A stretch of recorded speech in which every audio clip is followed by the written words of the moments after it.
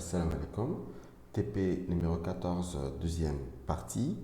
راح نشوفوا في la partie هذه d'autres propriétés de type font. راح نشوفوا font size, font weight et font style. D'accord? On commence d'abord par font size. Donc font size, il تسمح باش تبدل la taille de la police utilisée. Donc pour indiquer la taille de la police utilisée, on utilise font size. Les unités utilisées, donc les valeurs que peut prendre font size sont soit des valeurs absolues, soit des valeurs relatives. Donc les valeurs absolues qui sont utilisées, donc on a pour l'impression, le point, le millimètre, le centimètre, donc on peut utiliser plusieurs unités, comme on peut utiliser le pixel. Donc le pixel, c'est généralement, donc, certes, le pixel, il est relatif parce que il est relatif donc, à la taille de l'écran et à la résolution utilisée, mais elle reste plus ou moins fixe, hein, parce que à un écran donné, le pixel reste toujours le pixel. Comme elle peut prendre des valeurs proportionnelles, donc des valeurs relatives. Généralement, les valeurs relatives que peut prendre font size, c'est le pourcentage. Elle peut prendre le pourcentage, comme elle peut prendre aussi le cadran. D'accord? Généralement, les valeurs relatives sont plus difficiles à gérer que les valeurs fixes. Et sont plus intéressants dans certaines situations, surtout si vous voulez que l'affichage s'adapte relativement à certains paramètres. Donc généralement, ces paramètres sont des fois les préférences enregistrées par l'utilisateur, par le visiteur, le navigateur ou là d'autres paramètres qui sont liés donc, donc si vous voulez que votre affichage soit adaptable, باش يشوفوه الناس كامل surtout الناس اللي ما تشوفش مليح ولا d'accord. Donc généralement gérer donc les tailles relativement c'est très intéressant. في un site internet كما نقولوا حنا مخدوم مليح مخدوم للناس كامل. Sinon utiliser une taille fixe, c'est-à-dire soit en utilisant le pixel, soit on utilise le pixel pour l'affichage. C'est facile, mais c'est pas toujours responsive design et c'est pas toujours adapté à toutes les situations. Donc le CSS propose ici des mots-clés, d'accord, donc qu'on peut utiliser. Donc il propose des mots-clés pour définir des tailles de police prédéfinies. Donc par ordre croissant, ces mots-clés sont X small, small, medium, large, X large et extra large. Aussi, le, le font size peut prendre aussi la valeur inherit. Donc la valeur inherit va être fine, d'accord. Donc c'est une valeur qui signifie que l'élément donc ciblé héritera donc la valeur de cette propriété de son élément parent. D'accord. Donc voilà, donc on fait un exemple.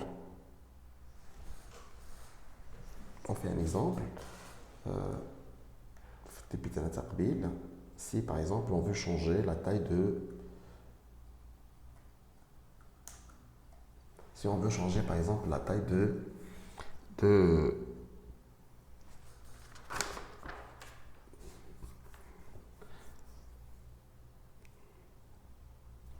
donc si on peut changer par exemple la taille de titre, d'accord, donc on veut qu'il soit donc qu'on lui donne donc une taille quelconque, par exemple 100 pixels qui est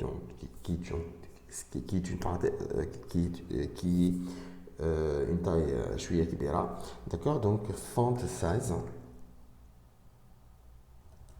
on a donc la valeur 100 pixels.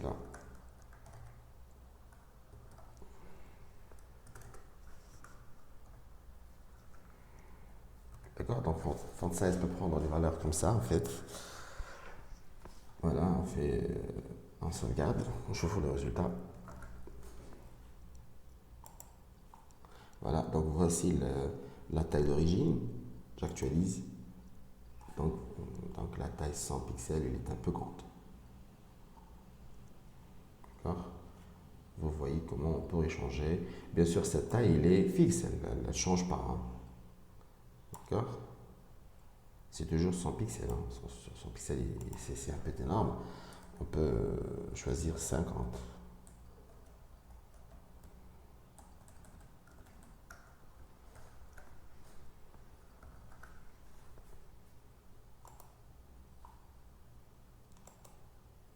Voilà. Donc ça concernant font size. Je peux utiliser aussi une valeur. Moi, je peux utiliser une valeur relative. Donc, par exemple, le pourcent. Donc, par exemple, P, je veux qu'elle soit deux fois plus grande, de 100%. Je lui donne donc la valeur de 100%. Toujours font size. Je lui donne par exemple la valeur de 100%.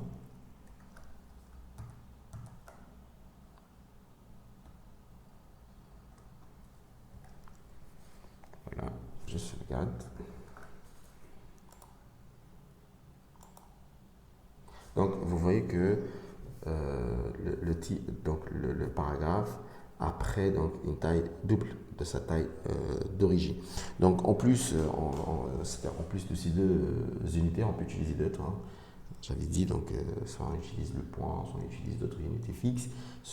Nous avons vu comment utiliser le pixel. On peut utiliser aussi d'autres valeurs.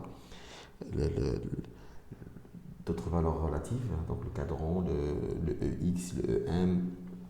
Je fais un TP les unités. On peut utiliser des valeurs prédéfinies, donc les chiffres les mots-clés, xmal, xmal. Voilà. Donc ça concernant la première propriété font size. Donc pour changer la couleur, bien sûr, on utilise la propriété color. Donc je n'ai parce que nous l'avons vu le TP donc le TP des unités et des valeurs des couleurs. Donc je fais comment on change les couleurs. Donc il y a deux techniques. Soit on utilise des mots-clés, donc des mots réservés, soit on utilise donc une dénotation proposée pour définir donc une couleur par synthèse de trois couleurs, le rouge, le vert et le bleu. Donc soit on utilise la notation qui utilise l'hexadécimal. Dans ce cas-là, on commence par dièse et on donne donc, la couleur. Soit donc, on utilise la notation RGB. On écrit RGB et entre parenthèses, on donne pour chaque couleur donc, une valeur donc entre 0 et 255. Soit on pourrait même ajouter une quatrième composante. Donc on a la couche alpha. في الحالة هذه نكتبوا RGBA ونمدوا 4 valeurs et la dernière valeur sera donc le degré d'opacité. Donc l'opacité, donc le degré d'opacité, son contraire, c'est la transparence, le degré d'opacité ou bien le degré de transparence. Bien sûr, on peut utiliser donc RGB ou RGBA avec des valeurs décimales comprises entre 0 et 255, soit avec des valeurs décimales mais comprises entre 0 et 100. Dans ce cas-là, on doit ajouter 100% pour indiquer au navigateur qu'on utilise des pourcentages, pas des valeurs entre 0 et 255. D'accord? Donc, tout simplement, si on veut changer, par exemple, le HA, si on veut qu'il soit par exemple, de couleur différente, d'accord? Donc, on utilise directement color. D'accord? Donc, HA, color. Donc, color, soit il prend des valeurs, donc soit j'utilise une valeur directe, d'accord, donc par mot-clé. Voilà, donc le bracket propose des valeurs. Vous voyez, donc c'est ça l'avantage de bracket. C'est pour cela en fait j'ai demandé de l'utiliser, d'accord. Donc il vous propose les couleurs avec des mots-clés. Donc, soit vous choisissez واحد من هاد الألوان ou là donc vous utilisez donc la notation avec code et vous composez ou bien vous synthétisez la couleur que vous désirez. D'accord? Donc si on veut que ça soit que le titre soit rouge, donc j'écris directement red. Voilà.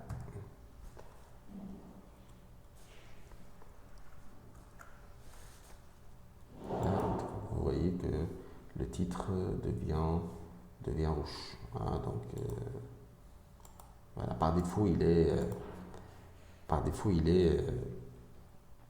est noir, bien sûr. Donc pour le paragraphe, je vais utiliser par exemple une autre notation, RGB par exemple.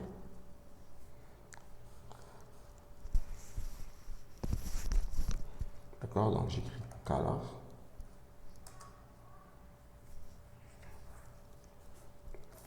RGB, bien sûr, et je donne donc par exemple si je veux qu'il soit par exemple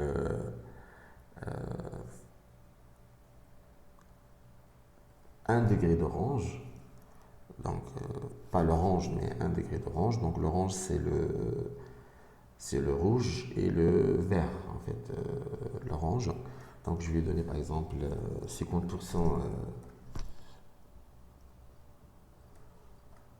de rouge, 50% de vert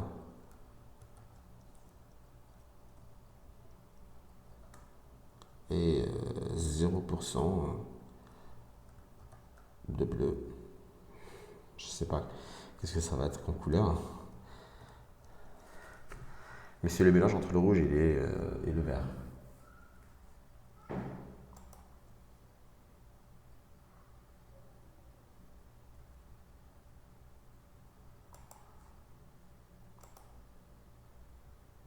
Donc c'est un vert en fait. Je ne sais pas la couleur qui. C'est un vert. L'essentiel. Ça concerne en fait le color. Maintenant, on passe à une autre propriété, c'est la propriété font weight. C'est le poids de la police ou la graisse de la police. Donc font weight aussi peut prendre plusieurs valeurs. Donc parmi les valeurs qu'elle peut prendre, c'est donc parmi les valeurs qu'elle peut prendre font weight. Donc il y a donc des valeurs prédéfinies, donc des mots-clés. Donc, soit donc, elle prend la valeur normale, donc normale c'est la graisse normale. Bold c'est gras, c'est beaucoup plus épais.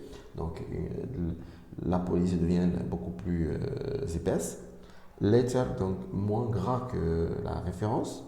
Et bolder, plus gras que la référence. Donc later c'est une police très fine, donc, euh, donc très fine que normal, donc moins fine que normal. Bold plus gras que normal. Bolder donc plus gras que gras, donc beaucoup plus gras. Sinon, vous pouvez utiliser des valeurs pour la graisse comprises entre 100 et 900. Donc, vous mettez dans votre tête que 400 correspond à la normale. Donc, 400, si vous mettez 400, ça correspond à la normale. Bien sûr, si vous donnez des valeurs si vous donnez des valeurs de 100, 300, 100, la police sera moins épaisse, c'est-à-dire giga. Donc, si vous donnez des valeurs plus de 400, donc 500, 700, 700, donc elles deviennent beaucoup plus. Donc, la police devient beaucoup plus grasse que, que, que, que la normale. Bien sûr, 700 correspond à bold. 700 correspond à bold. Voilà. D'accord. Donc, il faut prendre en considération, il faut prendre en considération que certains polices ne supportent pas certains poids. D'accord? Dans la conception de police, avec la police ما تقبلش بعض دونك لو كرا دونك ما تقدرش تهبط في الرقاقه تاعها على ان سارتان ديغري ولا تخشان à un certain degré. Donc, باش ما يصاوبكمش مفاجآت. Il faut se renseigner sur la police à utiliser, d'accord? باش par la suite le style تاعك انت ما يفسدلكش ou bien sûr يخرج لك كيما حاب دير. D'accord? Donc, on fait un exemple, par exemple, on veut que, par exemple, le titre soit de taille normale. À savoir que, par défaut,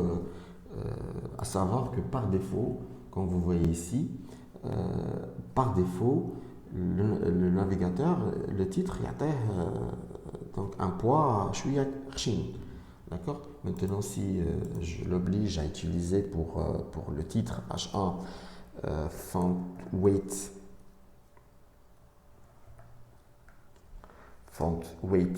par exemple, normal. Exemple.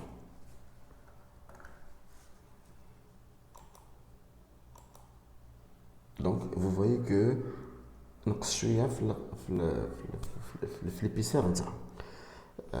D'accord? Parce que le navigateur par défaut il met un style un poids gras pour le titre H1. D'accord? نخليوها par défaut.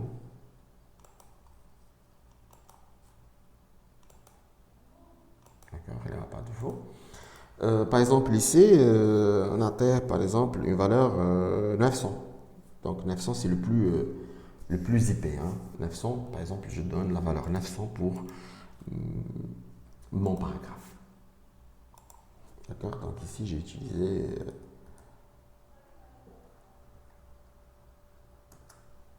donc, font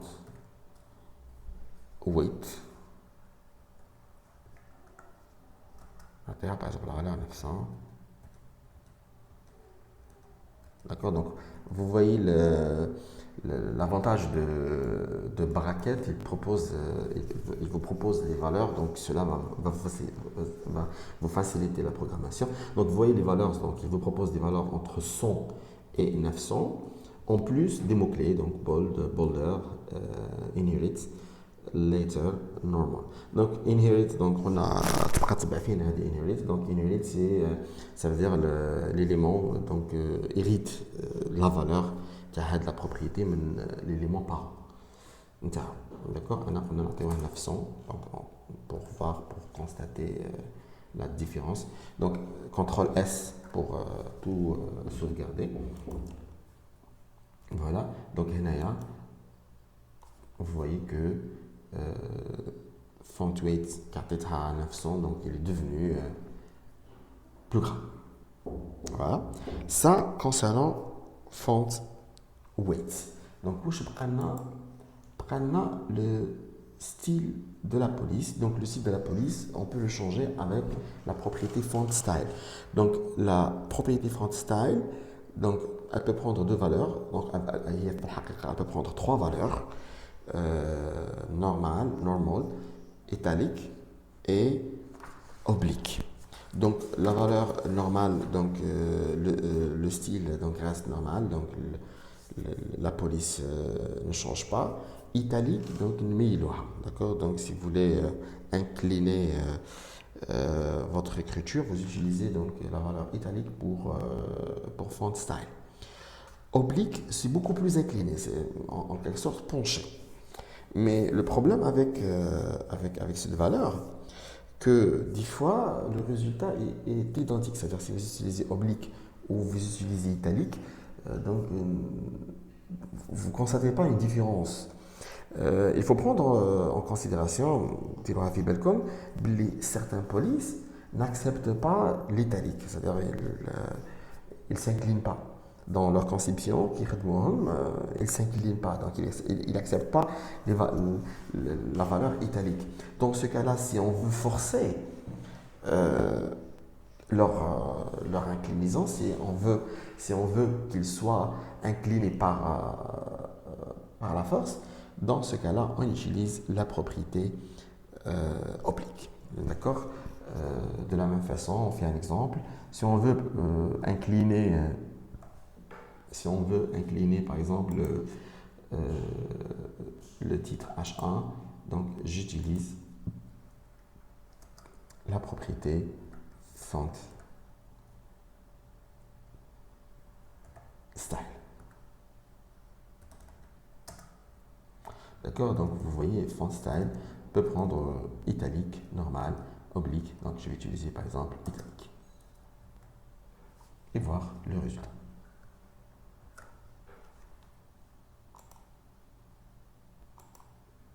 D'accord, vous voyez que donc le titre est devenu donc incliné. D'accord. Voilà. C'est tout pour cette partie. Donc on termine. La prochaine fois, on va voir d'autres propriétés de type texte. Donc on va voir les propriétés d'autres propriétés de type. Donc on va voir les propriétés de type texte. D'accord. Salam alaikum.